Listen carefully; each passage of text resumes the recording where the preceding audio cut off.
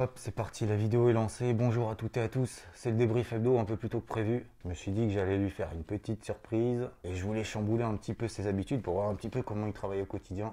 Bon, visiblement, c'est une grosse feignasse. Et vu qu'en plus, il a pas fait de débrief hebdo le week-end dernier, je me suis dit, on va le secouer un petit peu, le petit gars. Bon, du coup, j'en profite pour vous demander, je sais pas qui était là, mais lors de l'event IVT, c'était quand même a priori pas mal. Donc du coup, t'as remarqué que là-haut, il manque le trophée IVT, donc ça fait un petit peu vide. Mais à la place, j'ai remarqué qu'il y avait une petite photo. C'est quand même pas mal dégueulasse son truc, je suis pas sûr qu'il passe souvent la poussière, cette espèce de grosse feignasse. Et a priori, sur la photo, je sais pas si tu la vois ici, bon, du coup, vu qu'on a le temps devant nous, et que lors de la dernière vidéo, vous étiez tous là à dire, oui, il faut une intro plus longue, etc. Bah, je pense qu'on va parler du coup de chacune de ces personnes qui étaient présentes. Et on va essayer de trouver où est Charlie. Ça notamment c'est Vivian qui a gagné le trophée, il est là.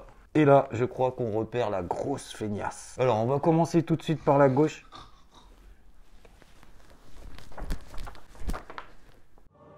Et donc vu que c'est pas vraiment un brief hebdo, qu'il n'y a pas la séance de vendredi, eh bien c'est comme si on coupait la fin.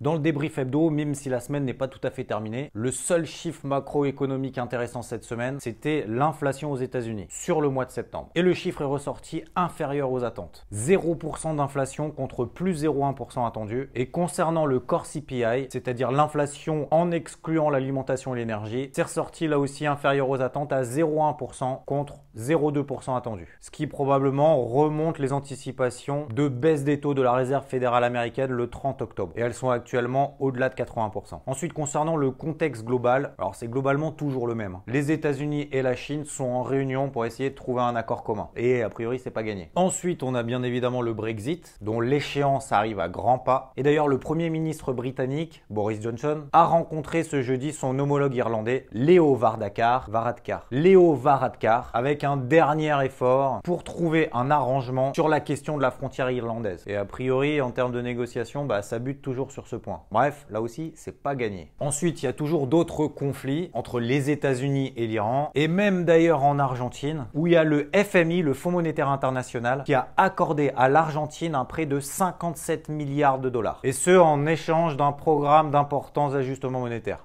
Putain, budgétaire! Et ce, en échange d'un programme d'importants ajustements budgétaires! Putain, excuse-moi. Et donc là, c'est au moment où ma propre tension est en train de monter parce que, je sais pas, mon tarin, il me dit qu'il va y avoir beaucoup de commentaires a posteriori sur les marchés. Donc là, je vais peut-être commencer à hausser un peu le ton. Papa, est-ce que t'as pris tes cachets? Ah, oui, c'est vrai, j'ai oublié mes cachets, excuse-moi. Bon, je vais la faire différemment. Donc disons que tu regardes cette vidéo du coup avant le week-end. Et admettons, samedi soir, t'es en soirée. Et puis à un moment donné, vous discutez économie, marché. Ne sait-on jamais. Eh ben, si jamais on te pose la question, toi, qu'est-ce que tu penses des marchés financiers? Eh ben, en fonction de la séance de vendredi, tu regardes ce qu'ont fait les indices. Soit ils ont monté, soit ils ont baissé sur la semaine. Et ensuite, la phrase à dire est très simple. Moi, ce que j'en pense de l'économie et des marchés financiers dans leur ensemble, sur fond d'apaisement vis-à-vis de la guerre commerciale entre les États-Unis et la Chine, eh bien, les investisseurs se dirigent plutôt vers les actifs risqués. Ce qui profite bien évidemment aux indices internationaux, comme le Standard & Poor's, le Dow Jones ou même l'Eurostoxx. Et globalement, sur les autres marchés, je pense qu'il faut être plutôt prudent parce que c'est vrai qu'il y a quand même un manque de volatilité lié à ces pressions politiques qui perdurent à droite et à gauche. Mais globalement, les tendances de fond restent en place, en tout cas pour le moment. Ouais, tu l'as compris bien évidemment, si les indices ont baissé, tu diras l'inverse. Tu diras sur fond de tension vis-à-vis de la guerre commerciale entre les États-Unis et la Chine, les investisseurs délaissent les actifs risqués, ce qui pèse sur les indices internationaux. Bon, maintenant, trêve de plaisanterie, c'est vrai qu'on peut voir le verre à moitié plein ou à moitié vide. Premièrement, à moitié plein, globalement, les tendances de fond restent toujours haussières sur les unités de temps longues. Alors, je parle ici des indices. Deuxièmement, on a tous les niveaux hebdomadaires majeurs qui tiennent, que ce soit sur les indices américains, européens, asiatiques. D'ailleurs, je te laisse regarder sur l'indice CAC 40. Tu prends tout le mouvement qu'on a eu depuis les points bas du 15 août jusqu'au point haut et tu traces un niveau de 50%. Et là, tu regardes que ça donne un niveau horizontal qui, comme par hasard, avait déjà été testé dans le passé. Et ça donne grosso modo la zone des 5400, 5420. Donc, tant qu'on passe pas là en dessous, on reste plutôt dans une dynamique haussière depuis depuis cet été. Troisièmement, les banques centrales qui sont toujours là pour soutenir le marché, que ce soit au travers de quantitative easing de la Banque centrale européenne, des liquidités apportées sur le marché interbancaire, c'est les fameux repos, les taux d'intérêt qui sont toujours très bas. Bref, les banques centrales sont là. Quatrièmement, concernant les chiffres macroéconomiques, et on l'a vu d'ailleurs la semaine passée avec les créations d'emplois aux États-Unis, elles ont été nettement relevées à la hausse concernant les chiffres du mois d'août. Donc finalement, la partie macro n'est pas non plus catastrophique. Disons que c'est pas pire que ce qui est prévu par le marché. Maintenant, concernant le verre à moitié vide, eh bien c'est vrai que la tendance à court terme est quand même fortement baissière. Surtout d'ailleurs sur les marchés européens, qu'on a ce qu'on appelle des gaps baissiers avec une forte bougie impulsive qui a été réalisée la semaine dernière. Et du coup, tant qu'on ne franchit pas ces fameuses résistances qui ont été constituées en fin de semaine dernière, le marché se souvient toujours de cette hausse de volatilité qu'on a eue la semaine passée. Deuxièmement, c'est le manque de confiance qu'il y a entre les banques. Et du coup, on l'a vu tout à l'heure, c'est ce qui oblige les banques centrales à intervenir sur le marché pour apporter la liquidité. Et troisièmement, tout simplement qu'il n'y a pas de catalyseur haussier qui permettent aux indices et aux investisseurs de revenir sur le marché. Et donc de revenir sur des plus hauts historiques ou annuels, voire même au-delà. Parce qu'il y a toujours des tensions politiques entre les États-Unis et la Chine,